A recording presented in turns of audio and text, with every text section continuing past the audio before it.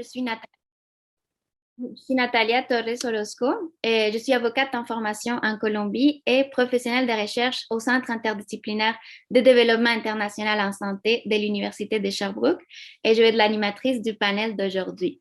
Puis, je vous présente également notre panéliste, Laurent Lepage, qui a été professeur titulaire à l'Institut des sciences de l'environnement de l'UQAM et titulaire de la charge d'études sur les écosystèmes urbains.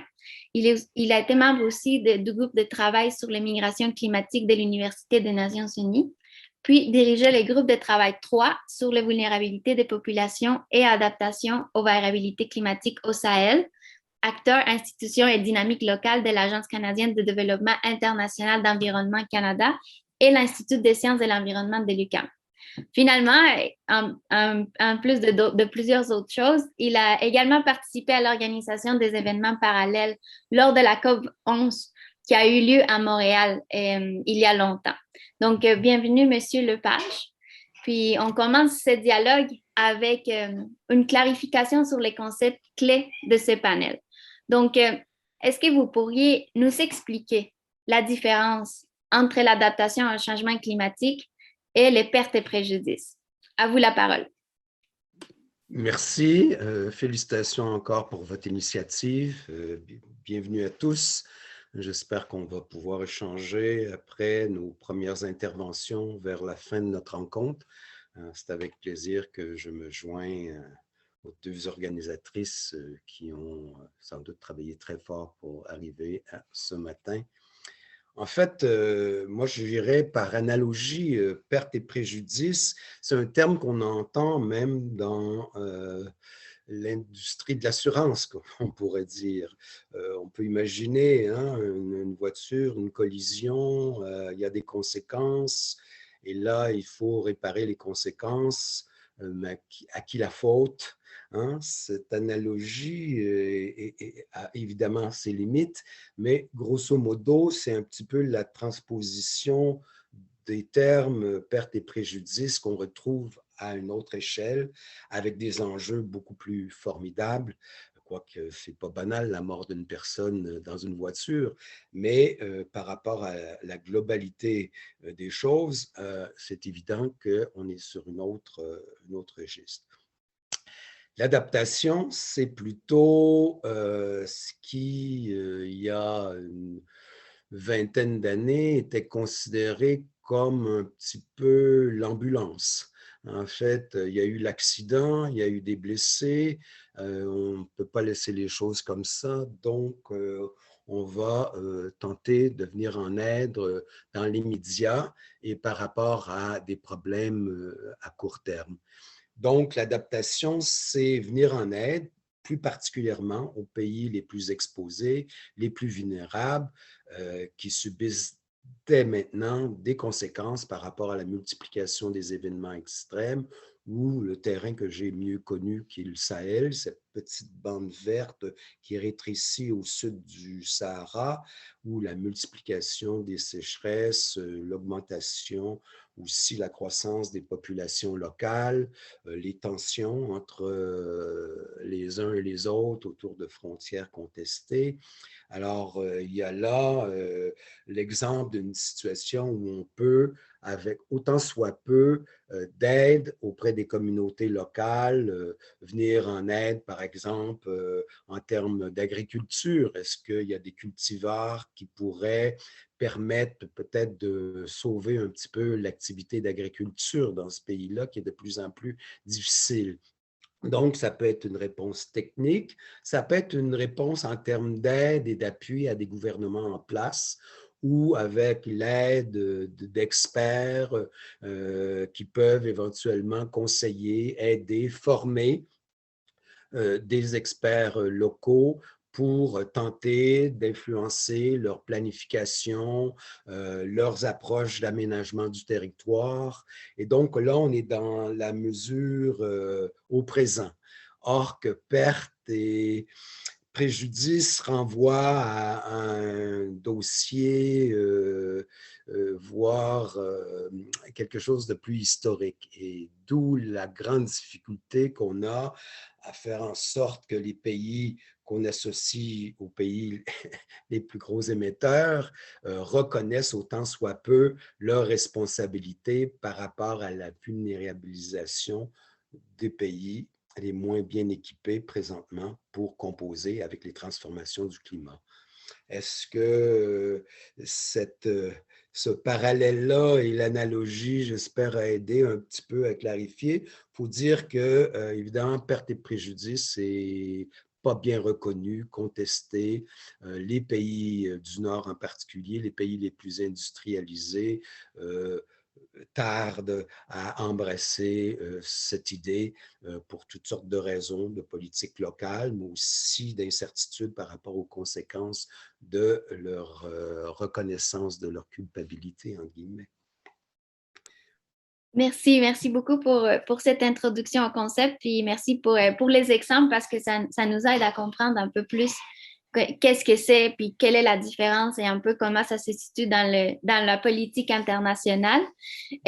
Puis juste pour finir un peu cette première partie des concepts, puis introduire un peu qu'est-ce qui se fait par rapport aux pertes et préjudices dans les régimes climatiques, j'aimerais introduire brièvement le mécanisme international de Varsovie pour les pertes et préjudices, qui est mieux connu sous le nom en anglais WIM, qui est un dispositif institutionnel qui a été créé en 2013 lors de la COP19.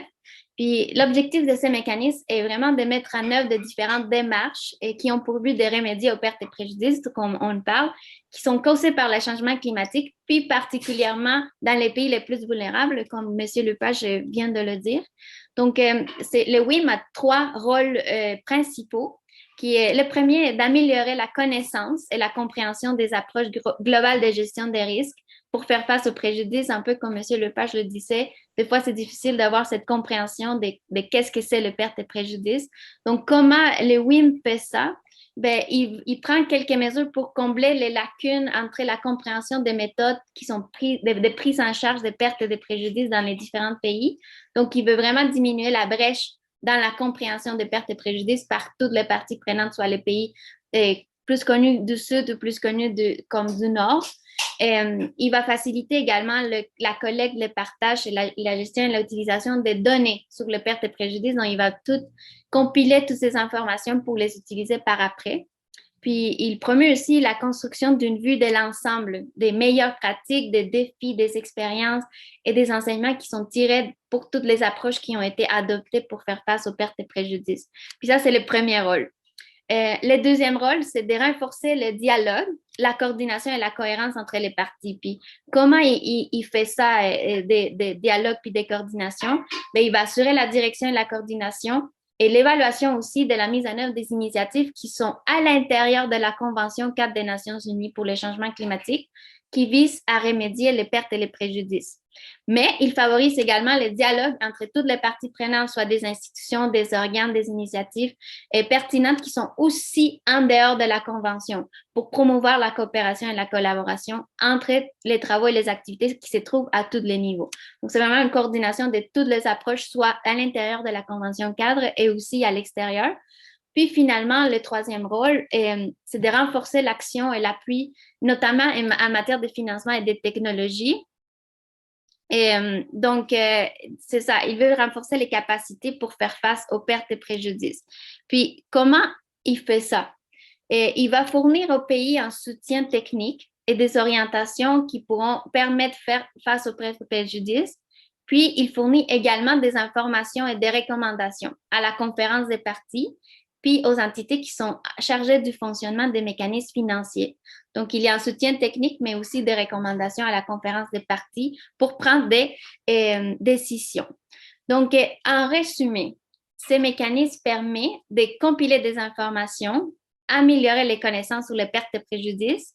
Ça, c'est le premier objectif. Il permet la coordination de différentes initiatives à tous les niveaux pour faire face aux pertes et préjudices. Puis, il appuie les démarches et contribue au renforcement des capacités qui font face aux pertes et préjudices. Et ça, c'est le troisième objectif du WIM. Donc, on pourrait parler beaucoup plus de WIM parce qu'il y a beaucoup de bémols et beaucoup plus des équipes de travail au sein de ce mécanisme. Mais lors de la COP25, ma collègue de recherche et moi avons fait une observation, puis avons constaté que ce mécanisme est encore à l'étape de compilation des informations. Donc, il a beaucoup avancé dans son premier objectif, c'est savoir qu'est-ce qui se passe par rapport aux pertes et préjudices, mais il manque encore de la mobilisation quant aux objectifs 2 et 3, puis c'est plus la mise en action de toutes ces informations que nous avons. Donc, on voudrait parler maintenant sur les défis actuels autour des pertes et des préjudices. Donc, Monsieur Lepage, je voudrais vous demander quels seront pour vous les défis principaux que vous voyez concernant les pertes et les préjudices actuellement? Définitivement, c'est la volonté politique. Il est extrêmement difficile dans un contexte de pandémie, disons, pour se situer aujourd'hui. Comment reconnaître à la fois notre responsabilité, ce qui, de notre point de vue, plus proche d'une lecture environnementaliste des événements, comment reconnaître et inscrire dans l'action publique, dans l'action gouvernementale, cette idée de venir en aide à des pays qui n'ont pas toujours les ressources, mais qui seraient au bout de la chaîne des conséquences de notre industrialisation. C'est un processus d'action pédagogique extrêmement complexe qui, dans un contexte de démocratie libérale, est extrêmement difficile à introduire dans les partis politiques, d'en faire un élément de ralliement autour d'une idée, d'une certaine révision de notre histoire et du lien et de notre interdépendance finalement avec les autres entités sur la planète, les autres gouvernements. Et ça, je crois que c'est le principal défi. Par la suite, il y a quand même cette difficulté d'établir quels sont effectivement les préjudices et les conséquences. Là, on tombe dans des discours extrêmement pointus, extrêmement difficiles et qui prêtent flanc très souvent à, à ceux qui, évidemment, ont des réticences en estimant que chaque pays verra à assumer ses responsabilités dans le temps. Pour le moment, il y a d'autres priorités. Je crois que c'est là que se pose principalement la question, c'est comment pouvons-nous introduire dans nos débats politiques nationaux l'idée de notre interdépendance avec des pays et notre, en guillemets, responsabilité par rapport à ce qui se passe ailleurs, or que les pays du Nord, les pays les plus développés, sont déjà en mesure d'atténuer autant soit peu les conséquences du bouleversement des climats, ce qui n'est pas évidemment le cas de nos frères et sœurs qui habitent sur d'autres continents. Merci, Monsieur Lepage, c'est très enrichissant. Puis, j'aimerais peut-être qu'on approfondit un peu sur un défi que nous avons constaté, puis qu'on constate toujours un peu avec ce genre de problématiques, puis c'est la participation des populations. Et nous avons vu que des fois, il y a des défis, par exemple, par rapport aux pertes et préjudices, qu'il y a beaucoup de solutions qui sont surtout top-down, ils ne sont pas bottom-up, ce ne sont pas des initiatives de la communauté qui sont vraiment des choses qui pourraient peut-être marcher mieux parce que c'est les communautés qui savent plus c'est quoi les défis puis c'est quoi les manières d'agir en conséquence. Donc, par rapport à votre expérience, comment vous voyez ces défis actuellement puis par rapport aux pertes et préjudices en général? Vous êtes sur mute? Ça va comme ça. En fait, je peux prendre peut-être un exemple, c'est comment il y a, on oublie parfois et on doit l'accélérer, un processus d'apprentissage pour ces lieux dans les pays en mesure de venir en aide aux pays les plus vulnérables, processus d'apprentissage non seulement de sentiment de responsabilité, mais de savoir aider, de savoir intervenir sur des réalités très souvent très éloignées de nous. Je donne un exemple, il y a un pays bien-pensants qui, je crois que c'était au Burkina Faso, qui, constatant qu'il y avait une problématique de déforestation, pas dire qu'il y a des grandes forêts non plus dans ces pays, a voulu venir en aide en plantant des eucalyptus. Or, les eucalyptus, c'est peut-être un des arbres qui boit le plus l'humidité du sol. Voilà un exemple d'effet contre-intuitif par rapport à une bonne intention.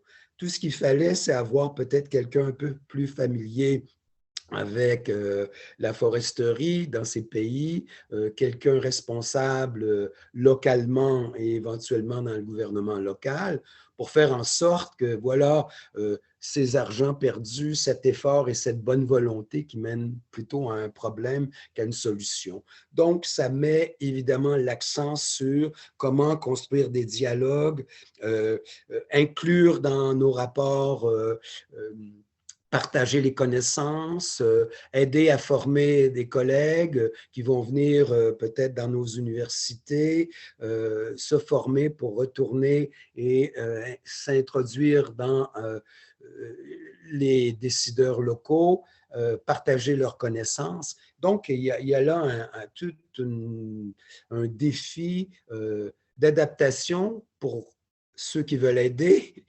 et aussi une préparation d'accueil pour les pays qui sont dans des situations où il y a une aide évidente qui doit être assurée. Donc, je pense que c'est ça qui est un des grands défis.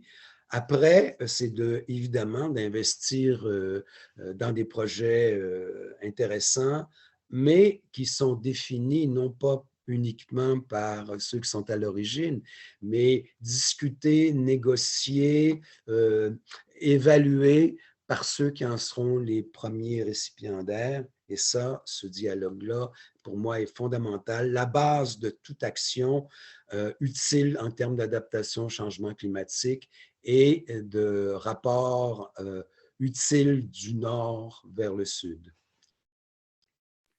Merci, merci. C'est très intéressant ce que vous dites par rapport aussi à votre expérience. Puis, je voudrais aussi approfondir un peu sur quelle est la différence que vous voyez dans la réponse dépendamment du niveau de gouvernance. Par exemple, la réponse qui varie selon la ville, la collectivité, les pays. Est-ce que vous avez quelque chose à nous dire par rapport à ça concernant les pertes et les préjudices? Vous voulez dire au niveau des pays les plus vulnérables? Oui.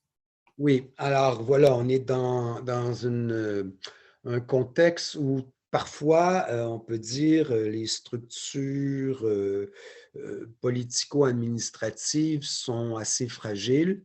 Donc, pour avoir des interlocuteurs qui sont en mesure non seulement de montrer leur accueil chaleureux, mais aussi qui sont en mesure d'agir sur le terrain, c'est extrêmement difficile. Je veux dire, la fragilité très souvent des États centraux par rapport aux activités dans les régions, dans les villages, il y a très, très souvent une disconnexion à telle enseigne que les décisions qui sont parfois prises au centre collent pas toujours à la réalité du terrain. C'est une opportunité qui parfois se gâche parce que déconnectée, un peu comme l'exemple que je vous ai donné, un peu caricatural, mais néanmoins important. Alors, je pense que, je donne un exemple aussi qui est peut-être pas directement lié au type d'observation qu'on a fait.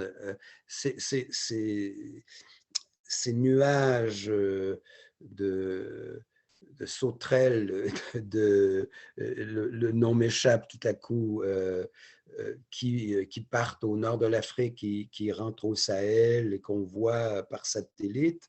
Euh, les pays du Nord ont décidé qu'il était utile de fournir au pays des avions citernes pour éventuellement utiliser des pesticides, des agents qui vont neutraliser euh, ces bestioles qui viennent ravager les cultures et qui, évidemment, posent un problème de famine très souvent. Or, dans un cas qui date de plus d'une dizaine d'années, le président d'un des pays du Sahel a décidé qu'il n'y avait pas de problème et que ces avions-là ne décolleraient pas, avec un résultat qui a eu des milliers d'enfants qui sont décédés. Et ça aurait été encore plus grave s'il n'y avait pas eu nos amis de Médecins sans frontières. Alors voilà un exemple de dysfonctionnement qui n'est jamais très loin dans la construction d'un rapport entre le pays de bonne volonté qui veut aider et les structures en place qui ne sont pas toujours organisées, équipées pour accueillir. Donc, on se retrouve des fois avec des petits problèmes comme ça, mais qui deviennent gros avec le temps, puisque très souvent, ça fait dévier, comment dire, les résultats, voire l'objectif du projet initial d'adaptation. Merci. Ce sont des anecdotes, mais en fait, on voit bien que au-delà de la bonne volonté, il y a tout un processus d'études, d'enquête pour voir comment, autant que ce soit possible, que nos actions, aussi, comment dire, petites soient-elles, atteignent leurs objectifs initiaux. Merci beaucoup. Puis, c'est très intéressant de voir des anecdotes parce qu'au-delà de la théorie qu'on peut connaître, c'est bien de voir un peu de votre expérience que vous constatez au cours des années, puis de voir que finalement, les défis continuent à être à peu près les mêmes. Donc, pour finir ces blocs, je voudrais juste constater aussi, puis ajouter un peu à votre analyse pour donner un aperçu sur c'est quoi les attentes de la société civile des pays les plus vulnérables autour de la COP26 en ce qui concerne les pertes et préjudices. Donc, c'est surtout des attentes des parties prenantes, mais surtout des militantes et des pays en développement qui sont plus vulnérables à subir des pertes et préjudices. Donc, ils s'attendent à une série de réponses de la communauté internationale. Puis cette série de réponses date depuis des années. Puis on voit qu'elle se répète autour des années, même s'il y a des mécanismes qui arrivent comme le WIM ou d'autres mécanismes, il y a toujours comme des attentes, puis il y a toujours encore plus de pertes et préjudices à chaque année, malheureusement. Donc, une des attentes est d'assurer une opérationnalisation du réseau de Santiago. C'est un réseau qui a été créé à la COP 25 sur les pertes et préjudices. Et il fait partie du WIM parce que ça fait partie de l'objectif 3, que c'est que c'est vraiment donner des technologies puis équiper les pays pour faire face aux pertes et préjudices. Donc, l'attente, c'est que cette plateforme devienne vraiment efficace pour les pays pour obtenir ce soutien technique et pour les aider à éviter, minimiser et traiter toutes les pertes et préjudices. Donc, comme je vous avais dit intérieurement, c'est vraiment lié à l'objectif 3 du WIM. Donc, nous avons parlé au début qui est encore pas opérationnalisé. Une autre attente envers la COP26, c'est comme on avait parlé aussi, c'est d'établir un mécanisme de financement pour les pertes et préjudices qui apporte un financement additionnel. Puis c'est aussi une attente qui était présente à la COP26. Comme à Madrid, nous avons constaté que plusieurs pays, puis notamment du Sud global, réclamaient un financement additionnel pour les pertes et préjudices parce qu'actuellement, le financement qui était octroyé fait partie des fonds d'adaptation. Puis on voit qu'il y a un changement entre c'est quoi l'adaptation et c'est quoi les pertes et préjudices, c'est pas la même chose. On a déjà beaucoup de besoins en adaptation, mais on a beaucoup de besoins maintenant aussi par rapport aux pertes et préjudices. Donc, on aurait besoin d'un financement additionnel. Donc, il n'y a pas un mécanisme de financement propre à ce sujet alors que ce serait nécessaire. Puis, il serait aussi important d'inclure les pertes et préjudices dans les discussions sur les nouveaux objectifs de financement d'ici 2025 avec des sources de financement supplémentaires parce qu'il y a bien à avoir des projets, même au niveau local, comme nous avons parlé, mais s'il n'y a pas de financement pour les mettre en œuvre, et ces projets restent juste sur le papier. Que ce qui se passe maintenant un peu avec les WIM, on a beaucoup de connaissances et compilation de données, mais on n'est pas encore à l'étape de opérationnalisation de toutes ces données, de tous ces projets. Et une autre attente des organismes, comme le WWF, c'est d'inclure les pertes et les préjudices comme un point permanent à l'ordre du jour des négociations. Parce que même si c'est quelque chose qui arrive déjà, que la majorité de pays vulnérables, puis même des pays qui sont plus développés, voit déjà des pertes et préjudices, n'est pas dans l'ordre du jour des négociations comme un point permanent. Donc, il aimerait que ce soit un élément central des stratégies aussi à long terme des changements climatiques pour chaque pays et qui fasse partie aussi des contributions déterminées au niveau national parce qu'ils ne le font pas encore. Donc, ça mettrait plus d'emphase sur l'importance d'aborder les pertes et préjudices dans toutes les négociations puis dans toutes les discussions parce que c'est un sujet qui vient de prendre un peu plus d'importance à chaque année. Donc, on voit vraiment les dommages des conséquences des changements climatiques.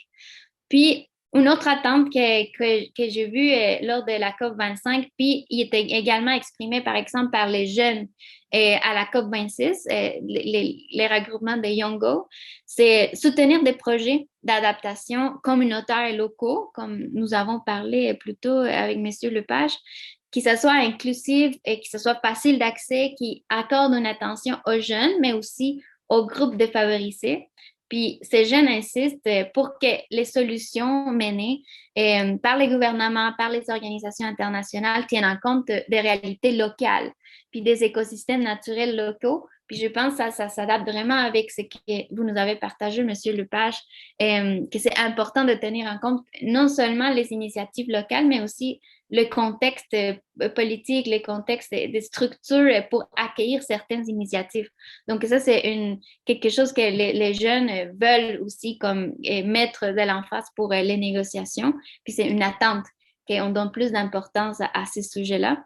Donc, en résumé, je dirais que les attentes autour de la COP26 étaient présentes aussi lors de la COP25. Puis selon ce que vous venez de nous parler aussi, c'est des attentes qui datent depuis longtemps, qu'on attend toujours un peu plus de ces négociations parce qu'on a besoin d'agir maintenant face à une réalité qui est déjà présente et qui touche de vraies personnes. Comme vous disiez au début, on prend un langage, par exemple, des assurances, mais finalement, c'est quelque chose qui est énorme et qui touche de vraies personnes. On parle vraiment des vies des personnes, surtout dans les pays vulnérables.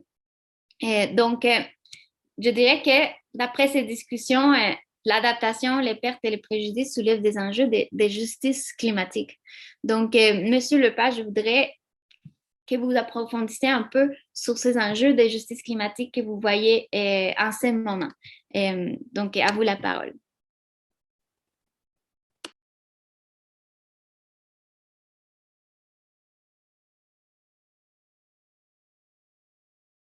Un problème audio.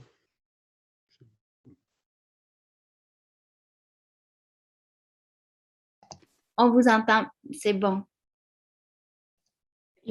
Monsieur Lepage, vous avez remis mute. Vous pouvez remettre votre micro. Est-ce que l'audio des deux images fonctionne? Non. Natalia, hein? Natalia me pose une question que je n'ai pas entendue parce que l'image a figé et le son aussi. Et là, ça s'est placé. Je vous repose la question. Donc, comme on a parlé de tous ces enjeux, on voit que les pertes et les préjudices, c'est vraiment une réalité qui touche des vraies personnes. Donc, on voit que d'après toutes nos discussions, les pertes et les préjudices et même l'adaptation soulèvent des enjeux de justice climatique. Donc, je voudrais juste que vous approfondissiez un peu sur ces enjeux de justice climatique et comment vous voyez la justice climatique avec les pertes et les préjudices. Justice climatique, c'est déjà reconnaître que la qualité de vie, ce que les pays les plus avancés, entre guillemets, industrialisés, les privilèges dont on jouit, c'est construit en grande partie sur un processus d'industrialisation dont un des effets pervers est évidemment une influence sur le cadre de vie, en parlant évidemment plus généralement du climat. Donc, ce genre d'intériorisation à la fois au niveau des individus, mais aussi des institutions, que ce qu'on fait depuis plus d'une centaine d'années a eu des conséquences bénéfiques pour nous, est beaucoup plus critique et malheureuse pour les autres. Donc, pour moi, ce lien entre perte, préjudice et volonté d'aide, qui est associé beaucoup à l'adaptation, éventuellement reconnaissance de notre responsabilité, c'est évidemment la pierre angulaire de tout changement de posture des pays du Nord par rapport aux pays du Sud, aux pays les plus vulnérables. L'adaptation, je dois dire, a longtemps fait débat à l'intérieur des premiers regroupements d'environnementalistes il y a plus d'une vingtaine d'années. J'ose avancer une autre anecdote. Vous allez me dire, c'est mon âge qui fait que j'ai plusieurs anecdotes, mais j'ai toujours trouvé utile dans l'enseignement de faire des liens avec des observations concrètes et que les concepts, finalement, cachent des réalités plus que parfois les éclairs. Alors, c'est important de revenir. L'adaptation a démarré plus lentement comme processus, comme idée forte dans le mouvement environnemental, parce qu'au début, elle était vue comme en compétition avec des actions importantes, décisives sur la réduction de la production des gaz à effet de serre. À telle enseigne, je donnais, je crois, dans nos premières conversations, l'exemple un des groupes les plus connus, pour ne pas le nommer Greenpeace, dans ses premières présentations à l'époque, concluait une longue présentation avec images en appui, avec une vache qui sortait de la mer avec des ailes, pour un petit peu dire, voilà, l'adaptation, c'est pas par là qu'on va y arriver. Et ils ont raison en partie si on pose simplement le problème en termes de production de gaz à effet de serre. Mais ça soulève toute la question de, il ne faut pas tirer sur l'ambulance. L'adaptation, c'est l'ambulance pour le moment, mais ce n'est pas suffisant. Il faut l'hôpital qui va avec, il faut les médecins qui vont avec. Et donc, les gens formés, je crois qu'une action qui serait décisive, c'est augmenter notre accueil aux étudiants des pays les plus vulnérables dans nos universités du Nord et la mise en place de renforcement d'aide au système éducatif dans les pays les plus vulnérables. Par la connaissance, par l'augmentation, la multiplication des débats autour des concepts, comme on le fait ce matin, va certainement avoir un impact utile, décisif sur les futurs politiciens, les futurs leaders de communautés, les futurs environnementalistes qui vont s'engager dans ces pays les plus vulnérables. Donc, de mon point de vue, l'adaptation peut être accompagnée déjà d'un souci de transférer la connaissance, les acquis, les analyses des pays du Nord, pas simplement sur comment on doit cultiver désormais le sorgho au Sahel, des solutions techniques, mais aussi la pleine complexité de réduire les gaz à effet de serre, la reconnaissance des pertes et préjudices et l'intervention en termes d'adaptation. Ce scénario va passer nécessairement par la mobilisation des chercheurs, des universitaires, des politiciens avec le mouvement environnemental. Il se fait parfois sur des problématiques spécifiques, mais ça devrait être le tableau d'ensemble en permanence qui va venir en aide finalement à ceux qui le méritent le plus. Merci, merci, merci, Monsieur Lepage. Puis, on voit qu'un de ces défis aussi, puis comme qu'on voit venir, puis qu'on le voit de plus en plus sur la justice climatique, concerne la migration et les déplacements des populations. C'est considéré comme une des pertes et préjudices. Et puis, il y a même un groupe de travail au sein du WIM qui s'occupe de cette question-là. Donc, j'aimerais savoir un peu, puis vous avez travaillé beaucoup sur ces sujets-là. Est-ce que vous pourriez approfondir un peu sur ces migrations environnementales et un peu l'état des lieux? Qu'est-ce que vous avez perçu avec toutes vos recherches par rapport à ces sujets-là? Ben, d'une part, il est très difficile de définir la migration environnementale. il y a souvent dans les pays qui étaient colonisés par des puissances européennes, déjà des couloirs de migration qui sont établis depuis même des générations. Donc, il y a déjà dans les pays les plus vulnérables le réflexe que l'aîné de la famille puisse se rendre, malgré tous les embûches et les risques, dans un pays européen pour pouvoir éventuellement retourner un petit peu de son salaire vers le village, vers la famille qui l'a malheureusement quitté. Or, il y a cette trame de fond et lorsque on multiplie les causes de départ, les démographes parlent de push and pull, on est à la fois poussé par une nécessité et attiré par quelque chose. Or, la migration environnementale s'ajoute à ces réseaux de migration qui sont existants depuis plusieurs décennies.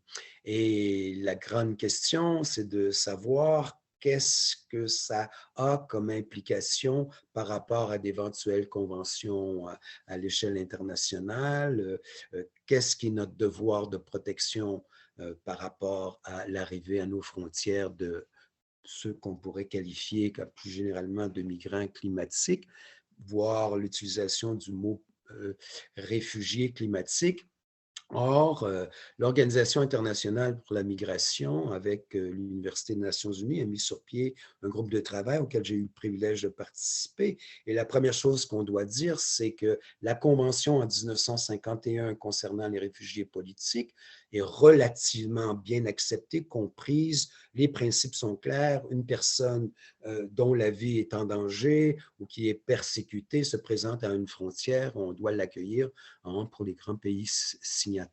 Or, est-ce qu'on peut imaginer un jour une prise de position internationale pour faire en sorte qu'on pourrait reconnaître formellement le réfugié climatique avec toutes les petites nuances et difficultés que ça va présupposer, mais qui fait en sorte que notre devoir d'accueil est reconnu et éventuellement préparé dans un contexte de transformation qui va évidemment s'aggraver avec les prochaines années. Alors ça présuppose des compétences comme les vôtres sur le droit international. Ça présuppose des chercheurs sur le terrain qui font de l'adaptation. Et s'ils réussissent, ils vont peut-être faire en sorte que le cadre de vie va être moins un facteur d'éloignement de la communauté ou de migration. C'est pour ça qu'il y a une ambiguïté sur le sens de l'adaptation pour certains. Voilà, vous voulez garder les gens parce que vous ne voulez pas les accueillir. Hein, phrase facile. Mais en fait, on regarde ceux qui sont les plus vulnérables, on regarde les situations et on est capable de développer une approche, une définition qui fait en sorte que, au-delà des conséquences évidentes d'un événement extrême, il y a sur le court et moyen terme des transformations du cadre de vie qui obligent les gens à quitter leur lieu d'enfance pour éventuellement tenter de trouver un endroit où il sera possible de construire sa vie et éventuellement d'avoir un petit peu un avenir prévisible. Merci beaucoup pour votre partage. Puis moi, justement, lors de la COP25, j'avais fait avec une autre collègue un travail de recherche sur l'immigration climatique, justement. Et on a regardé un peu les cadres juridiques, les initiatives politiques autour de la protection de ces personnes qui sont déplacées à cause des changements climatiques. Puis ce qu'on a constaté, c'est que justement, la Convention pour les réfugiés, en ce moment, il peut pas accueillir ces genres de migration parce qu'il faut qu'il y ait une persécution liée pour des motifs de politique, de race ou d'autres, dans lesquels les conditions météorologiques ou les changements dans les territoires ne rentrent pas parce qu'il n'y a pas une vraie persécution. Donc, c'est difficile de rentrer la catégorie des réfugiés climatiques. C'est juste quelque chose qu'on parle dans les médias, par exemple, parce que réfugiés climatiques, ça n'existe pas, comme vous l'avez bien dit. Et donc, on parle plutôt des migrations climatiques. On a des discussions autour de ça. Puis on a vu aussi qu'il y a un contexte politique qui est très réticent à la migration en ce moment. Et il y a un peu de la montée de nationalisme, fermeture des frontières, que ce serait difficile d'ouvrir, par exemple, d'avoir des renégociations de cette convention qui porte déjà comme certains droits pour des personnes qui aident déjà beaucoup les personnes qui se trouvent dans une situation de persécution. Donc, c'est difficile de toucher à cette convention pour l'ouvrir ou pour avoir des renégociations, étant donné les contextes politiques. Il y a eu aussi déjà certains essais plutôt politiques, pas juridiques, pour inclure ces populations dans la protection au niveau international, mais ça reste que c'est quand même flou, étant donné que ce n'est pas des conventions qui sont contraignantes, il n'y a pas une obligation des États à obéir ou à vraiment protéger ces types de populations. Donc, ça reste des engagements politiques qui disent que oui, on va ouvrir les frontières, on va accueillir ces personnes-là, mais il y a rien de concret qui se fait vraiment au niveau international. Et ce qui reste aussi un défi, c'est que même si on octroie une protection à ces personnes qui se déplacent ou on octroie, par exemple, on fait une situation juridique de protection à ces personnes, il y a aussi des pertes et préjudices qui sont liés à ça, comme par exemple la perte du territoire, la perte de la culture, qui est vraiment beaucoup de populations, puis je dirais la majorité des populations, la culture est beaucoup liée au territoire. Donc, même si une personne doit se déplacer d'un pays à l'autre et il y a une protection qui est donnée, cette personne va quand même perdre une partie d'elle, de sa culture, de son rapport au territoire. Puis, par exemple, on voit, par exemple, les personnes autochtones ont une relation avec les territoires qui est très forte. Puis ça arrive dans les pays aussi les plus vulnérables. Et je vois, par exemple, les Tuvalu, les petites îles, qui sont elles qui, en ce moment, risquent le plus avec la montée des océans de disparaître et de devoir quitter et aller dans d'autres pays. Et il y a un rapport très fort avec le territoire, donc il va y avoir beaucoup de pertes au niveau culturel. Même, on parle aussi des vies et tout, mais comme même si on octroie une protection, on dit, oh oui, on va aider la communauté, il y a quand même des pertes énormes qui sont déjà en place, qui sont déjà envisagées. Puis les personnes qui migrent pour des raisons climatiques ou d'environnement, grandissent à chaque année. Juste en 2020, il y a eu 30 millions de personnes qui se sont déplacées pour ces raisons. Puis, il n'y a pas un cadre qui protège ces populations-là. Puis, il y a eu de différents développements. Je vois en 2020, il y a eu un cas que c'était une personne qui a été accueillie et ça a été accepté. Les changements climatiques ont été acceptés comme une raison pour ne pas expulser la personne d'un territoire parce que la personne risquait de mourir dans le cas où il retournait dans son pays parce qu'avec la salinisation des territoires, il était plus possible d'avoir de la nourriture ou de l'accès à l'eau potable. Donc, dans ces cas-là, cette personne s'est déplacée en Nouvelle-Zélande et ils n'ont pas pu l'expulser pour la remettre dans son territoire justement parce qu'elle risquait de mourir et sa condition de vie était menacée. Donc, on voit déjà comme un développement par rapport aux droits humains qui se fait, même s'il n'y a pas un régime juridique propre aux migrations climatiques.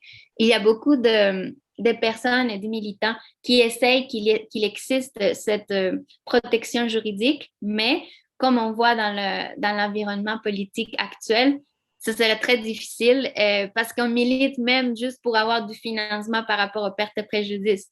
Donc, ce serait difficile de vouloir que les pays les plus développés ou ceux qui ont le plus de moyens puis ceux qui ont affecté le plus les pays vulnérables acceptent aussi d'octroyer cette protection. Donc, c'était juste un petit aperçu très rapide des recherches que nous avons faites. Puis ça constate un peu ce que vous venez de nous dire. Puis il y a beaucoup de défis qui restent encore par rapport à ces personnes-là, par exemple, concernant les migrations climatiques. Donc, je ne sais pas, Monsieur Lepage, est-ce que par rapport à ce que je viens de dire, est-ce que vous avez constaté aussi comme tous ces défis politiques depuis que vous contribuez à la recherche sur les migrations climatiques? Oui, il est clair que dans la politique à l'échelle des pays, le mot immigration ne fait pas partie d'un discours électoral. C'est une évidence. Maintenant, il y a un processus, je dirais, d'éducation par rapport au lien entre nos responsabilités historiques et le sort qui est réservé aux plus vulnérables. Voilà une voie qui est lente, mais qui éventuellement va pouvoir résonner dans le temps. Autre chose, c'est que pendant qu'on pose la question sur l'accueil de la migration, on va devoir trouver aussi un équilibre avec la définition de la pertinence de nos projets d'adaptation dans les pays les plus vulnérables avec les autorités locales, les populations locales pour respecter, comme vous le dites si bien, la culture, le mode de vie, pour faire en sorte qu'autant soit peu, parce que le sentiment de devoir partir n'est pas le sentiment qui vient spontanément parce qu'on serait attiré par la vie la plus facile dans les pays du Nord. On ne migre pas par facilité, on migre par obligation. Et donc, il y a toute une éducation et un débat qui doit s'engager sur ce terrain-là. Après ça, avec des experts comme vous, de voir comment ce statut-là peut, l'exemple que vous avez donné, qui est assez répandu sur la personne retourne dans des conditions qui mettent sa vie en péril. Voilà un premier aperçu de comment peut-être on peut approfondir notre réflexion. Mais il y a, pour moi, sans être trop pessimiste, encore beaucoup de sensibilisation à faire, beaucoup de débats, beaucoup d'engagement, de débats solides, sans parler de manifestations nécessairement, pour qu'autant soit peu, on fasse résonner cette question-là un petit peu plus parce qu'elle est en sourdine présentement dans la plupart des pays développés. Merci beaucoup pour votre réponse. Puis, j'aimerais aussi voir, comme vous venez de nous dire, oui, il faut un développement juridique, par exemple. Puis, on voit déjà que, par exemple, dans des régions où il voit ces effets des changements climatiques depuis des années, il y a déjà des réponses juridiques par rapport par exemple, au déplacement pour des raisons météorologiques ou climatiques, comme la Convention de Kampala. Est-ce que vous avez quelque chose à nous dire par rapport à ça, à ces développements plus régionaux et comment on pourrait s'en inspirer de ces développements régionaux pour une réponse plus au niveau international? Ben, ça, c'est des exemples, des apprentissages qui doivent être partagés. C'est peut-être là où, justement, des organismes, des associations, des initiatives comme la vôtre font œuvre. À mon avis, c'est comment on peut, à partir d'exemples concrets, engager nos interlocuteurs dans un processus d'apprentissage et de débat pour qu'autant soit peu, on puisse commencer à faire une réflexion sur qu'est-ce que ça voudrait dire à une autre échelle, qu'est-ce que ça voudrait dire pour nous éventuellement. Donc, peut-être que ceux dont c'est l'objet d'étude, dont c'est la profession, pour ne pas dire la passion, en fait, faut éventuellement contaminer un petit peu les décideurs, même les groupes environnementaux pour qui la migration climatique n'est pas nécessairement aussi facile à saisir que la réduction des gaz à effet de serre ou même les enjeux d'adaptation.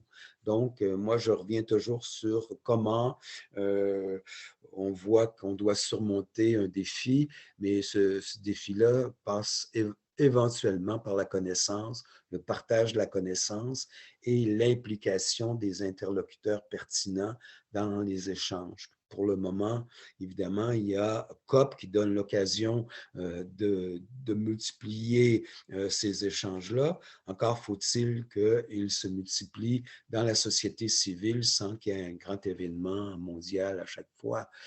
Ça, c'est un autre défi qui est le nôtre. Mais tout exemple mérite d'être communiqué. Merci beaucoup pour cette intervention. Puis je vois qu'on n'a pas de questions, on a quelques commentaires qui parlaient justement des migrations climatiques, c'est quoi les moyens qui nous prennent pour agir. Donc, on pourrait fermer ce petit déjeuner par une réflexion, une recommandation que vous feriez aux gens qui s'intéressent aux pertes et préjudices. Comment vous voyez que c'est la meilleure manière d'agir face aux pertes et préjudices où nous faisons face en ces moments? Moi, je crois beaucoup à la recherche empirique.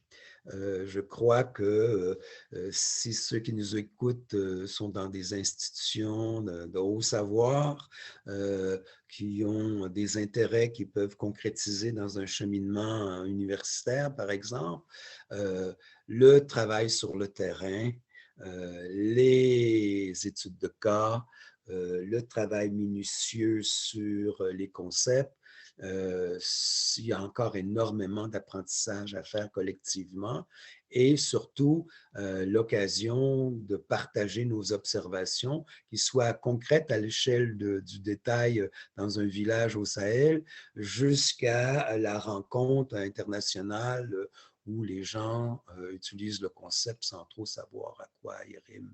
Alors moi, je crois que c'est ça un petit peu que je conseillerais, c'est misons sur nos institutions de savoir et faisons en sorte qu'elles soient de plus en plus, particulièrement pour ceux qui s'intéressent aux grands enjeux environnementaux, soient connectées à des réalités qui finalement servent de base pédagogique pour construire une action encore plus décisive dans le temps. Merci beaucoup. Je suis d'accord avec cette recommandation parce que même moi, je suis dans le milieu de la recherche et je trouve qu'il y a beaucoup de beaux projets à faire et justement en lien avec la communauté, puis le partage de savoir. Puis on a une dernière question. Est-ce qu'on peut chiffrer les besoins en perte et préjudice dans les pays vulnérables? Oh, aïe, aïe. À partir de quel paradigme? À partir de quelle référence? Ça me paraît une ambition très honorable, mais ça présuppose déjà une connexion avec les réalités locales, ça présuppose aussi une vue sur l'évolution des économies locales, sur l'imminence des risques. Là, je pense que, d'ailleurs, c'est souvent l'excuse pour certains pays. Voilà, si on met le doigt dans un engrenage et on ne sait pas trop où ça va nous mener. Donc, la grande difficulté de chiffrer est souvent évoquée comme justement la raison de la passivité et de la non-décision dans plusieurs États. Oui, puis c'est difficile aussi de chiffrer des vies, par exemple. Oui. La valeur d'une vie, la valeur de la perte de la culture, de la perte de la relation qu'on peut avoir avec notre territoire. Donc, je trouve aussi que c'est une question difficile à répondre. Puis, justement, juste une petite anecdote pour fermer la discussion. Lors des négociations à la COP25, nous avons une discussion avec la représentante des Bahamas qui parlait un peu des assurances, justement, avec ces chiffrages de pertes. Elle disait qu'il y a un enjeu, c'est très difficile maintenant d'assurer les pays pour des raisons de changement climatique parce que ça devient plus une aléa, donc quelque chose que ça peut arriver, mais peut-être pas arriver. C'est plutôt une certitude. Donc, c'est des choses qu'on le sait que ça va arriver, donc une assurance va pas prendre le risque d'assurer ça parce qu'elle a la certitude que ces pertes arriveront. C'est difficile de le chiffrer, donc les assurances n'embarquent pas dans le projet, comme on pourrait dire. Et puis, ça nous laisse réfléchir que les pertes et préjudices, c'est quelque chose qui est maintenant une chose réelle, qu'on a déjà des conséquences, que c'est des vraies personnes qui subissent ça, qu'on le voit peut-être pas lorsqu'on est dans un pays plus riche ou plus développé, mais que les personnes les plus vulnérables sont déjà très touchées par ces enjeux, puis il faut agir. Maintenant, comment? On a eu déjà des petites réponses, mais à nous de continuer à militer puis à discuter sur ces questions. Oui, tout à fait d'accord avec votre propos. Merci, Monsieur Lepage. Puis Merci à vous. merci à tout le monde qui s'est joint à nous pour ce petit déjeuner. Il est l'heure de la fin, puis on espère que vous allez continuer à réfléchir sur ces enjeux. Nous allons le faire nous aussi. Merci et bonne chance et bonne énergie pour la suite des choses dans votre vie professionnelle. Merci beaucoup, Monsieur Lepage. Vous aussi. J'espère se retrouver dans le futur sur la question des migrants climatiques surtout. Merci, avec plaisir. Je suis disponible quand vous voudrez. Oui. Au revoir. Au revoir.